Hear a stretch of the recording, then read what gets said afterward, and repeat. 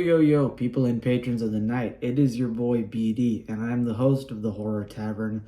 The Horror Tavern is a place where we basically review all forms of horror media, whether it be books, movies, or TV shows.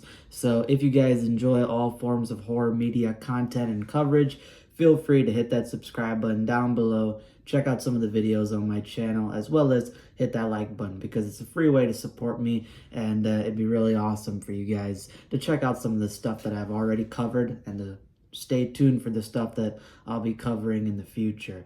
But today I just wanted to make a quick little video update on the direction of my YouTube channel. I'm going to be changing a little bit of the direction on my YouTube channel. Well, I won't say changing, but more so adding like a DLC expansion that I'll be focusing on more, which is actually, I think, a positive. And I'm going to be reviewing and reading a lot more vintage horror paperbacks and covering them on my channel.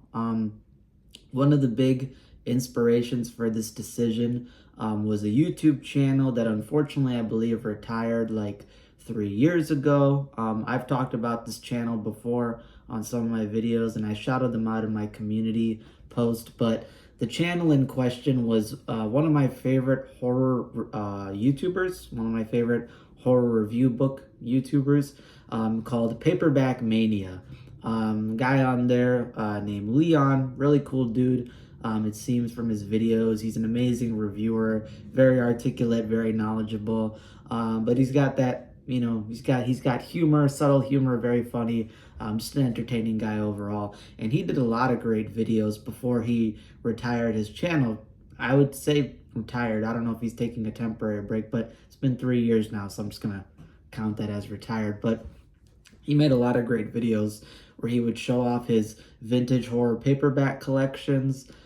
He would talk about a lot of different vintage horror paperback books and give reviews on them. So after I was binging that stuff, and I'm still binging it now just to see some of the books that I want to start reading and covering, I realized that there's a lot of great vintage horror paperback books out there.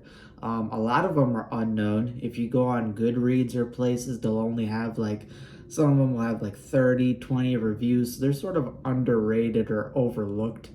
And when you hear, like when I hear Paperback Mania talk about the plots in these books and some of the things that happen, they sound absolutely batshit fucking insane. Like there's some crazy gore, some crazy violence in there. The plot lines got, anything from what sounds like fun slashers to intense thrillers to insane creature feature action to just balls to the wall story ideas.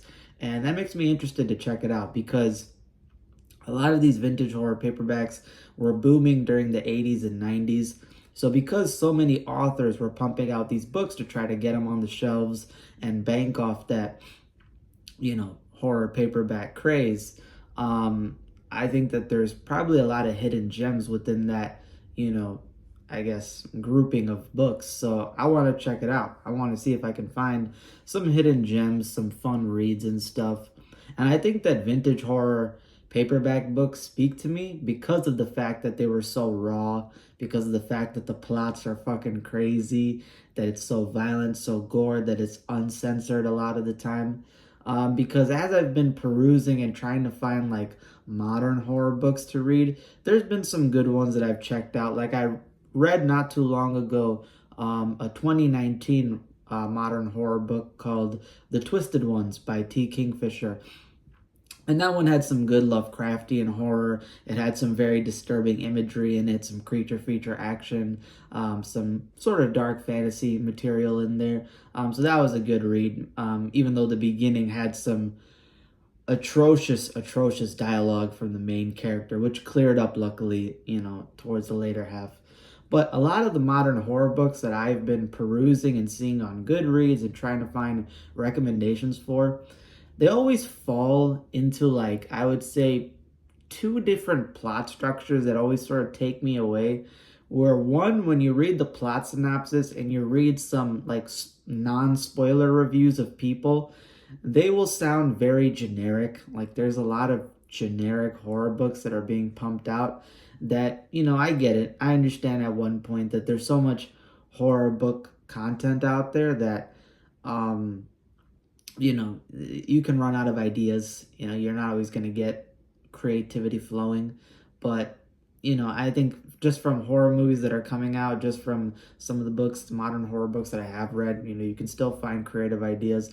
A lot of them will just end up sounding generic, or they will end up sounding like they're horror books sprinkled, like they're not actually horror focused. It's sometimes more like character drama and all this other crap and shit in there that sort of takes away from the fact that it's a horror book. So you can be in that camp. And then the other stuff that I've read in terms of, browsing through books and then checking out non-spoiler reviews for them, is that the books will sound way too convoluted. Like there will be so much fucking shit going on that you would think that they're setting up like Marvel's multiverse in terms of the book. And it's like, okay, you either you got to hit that sweet spot. You got to be either, you got to have a nice balance of it. If you're way too generic and tame, or you lose track of that it's a horror book, it's not going to be interesting to me. And if it's becoming way too convoluted, where you got a lot of plot twists and you got a lot of things that seem like you're trying hard to make it thought provoking or stand out or whatever, that's not really going to interest me either. So there's hidden gems in modern horror books, but when I read or browse a lot of them, they got very unappealing covers. They got very, just generic plots or what seems like convoluted drama plots. So I'll be picking and choosing for those. But the reason why vintage horror paperbacks are so interesting to me is because, first of all, like, again, the plots sound batshit crazy and raw. But when you read the books or you see reviews of the books, and I've read a couple of these books so far, and I will be reviewing them, some of them in the future, the writing prose is not crazy. Like the prose is not super convoluted or trying to be thought provoking, and at the same time the plot's not generic. I think that these vintage horror paperbacks a lot of the time are that sweet spot for horror, where yes, the plot is fucking wild when you think about it. It's balls to the wall, it's got uncensored gore and violence, it's got crazy shit going on, but when you read it, it's not trying to be convoluted. It feels, very, just well digestible. I guess that's what it is. I think it's, crazy stuff that's very digestible. It's very easier to read, easier to comprehend, easier to invest yourself within. And I think that that makes it really cool. And I think that that's some of the pinnacle of horror, where you're able to make something that stands out.